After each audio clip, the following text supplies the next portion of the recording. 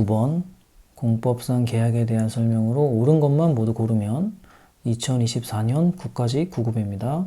이 문제는 어렵진 않은데 처음 본 선지가 많이 나왔어요. 제가 어떻게 풀었는지 보여드릴게요.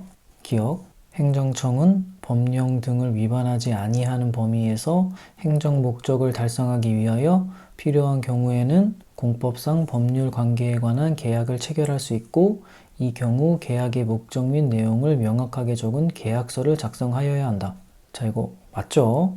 이거 처음 본 선지지만 틀릴 수 없는 선지죠. 요약하면 뭐예요? 공법상 법률 관계에 관한 계약을 체결할 수 있고 그럴 경우 계약서를 작성하여야 한다. 맞죠? 당연한 얘기. 다음, 니은. 계약직 공무원 채용계약 해지의 의사표시는 뭐라 그랬어요? 처분 아니라 그랬죠? 바로바로 떠올라야 됩니다. 그런데 행정처분과 같이 행정절차법에 의하여 근거와 이유를 제시하여야 한다. 그러니까 틀렸죠. 처분이 아니니까 행정절차법 적용되지 않고 그러니까 처분 이유 제시할 필요 없다. 그러면 선지 한번 볼까요? 기억은 맞고 니은은 틀렸죠. 그러면 1번, 4번 제끼고 2번, 3번 중에 답이 있겠네요. 리을은 일단 맞죠. 그러면 디귿만 보면 되는 거예요. 자, 봅시다. 디귿. 공익사업을 위한 토지 등의 취득 및 보상에 관한 법령에 의한 협의취득은, 자, 협의취득 나오면 무조건 사법상 계약이다. 이렇게 암기하세요. 협의취득은 사법상 계약이다. 사법상 법률행위이지만 당사자 사이의 자유로운 의사에 따라 채무 불이행 책임이나 매매 대금 과부적금에 대한 지급 의무를 약정할 수 있는 것은 아니다. 자, 이거 처음 본 선지였거든요. 하지만 상식적으로 생각해보면 협의취득이 사법상 계약이니까 자유로운 의사에 따라 채무 불이행 책임 약정을 할 수 있는 것 아닐까? 이렇게 생각을 했어요. 여기서는 약정할 수 있는 것은 아니다 했으니까 틀렸다고 생각했고 그러면 디귿이 틀렸으니까 답은 2번이죠. 이렇게 체크를 했고 답은 맞췄다. 자, 그러면 리을이 맞는 선지인 거죠. 읽어봅시다. 리을. 지방자치단체가 당사자가 되는 공공계약, 이거 뭐라 그랬어요? 사법상 계약이랬죠. 이렇게 떠올릴 수 있어야 된다. 사경제 주체로서 상대방과 대등한 위치에서 체결하는 사법상 계약에 해당하는 경우 사적 자치와 계약 자유의 원칙 등 사법 원리가 그대로 적용된다. 자, 이것도 처음 본 선지였지만 옳다고 표시할 수 있죠.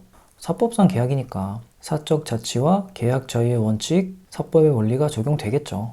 이렇게 상식적으로 풀면 됩니다. 내가 기출을 공부하면서 알게 된 내용으로 그러면 답을 맞힐 수 있다.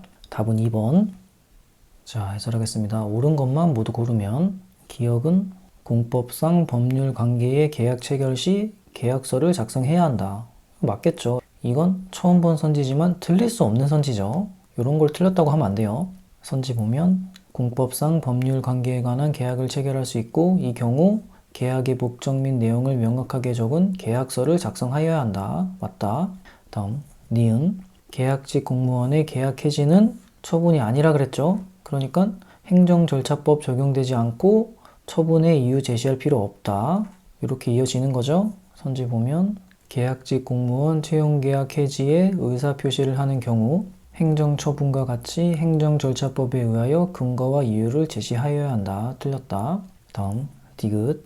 협의취득은 사법상 계약이니까 채무불이행 책임 약정할 수 있다. 여기 메모에 추가를 했습니다. 선지 보면 공익사업을 위한 토지 등의 협의취득은 사법상 계약이다. 사법상 법률행위이지만 채무불이행 책임이나 매매대금 과부적금에 대한 지급 의무를 약정할 수 있는 것은 아니다.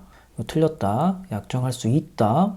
사법상 계약이니까 다른 개인들이 하듯이 채무불이행 책임 약정할 수 있다. 다음, 리을. 이것도 처음 본 선지지만 틀릴 수 없는 선지죠. 사법상 계약이니까 사적 자치와 계약 자유의 원칙이 적용된다. 이걸 어떻게 틀리게 하겠어요? 선지 보면 지방자치단체가 당사자가 되는 공공계약이 사법상 계약에 해당하는 경우 사적 자치와 계약 자유의 원칙 등 사법의 원리가 그대로 적용된다. 맞다. 다음 문제.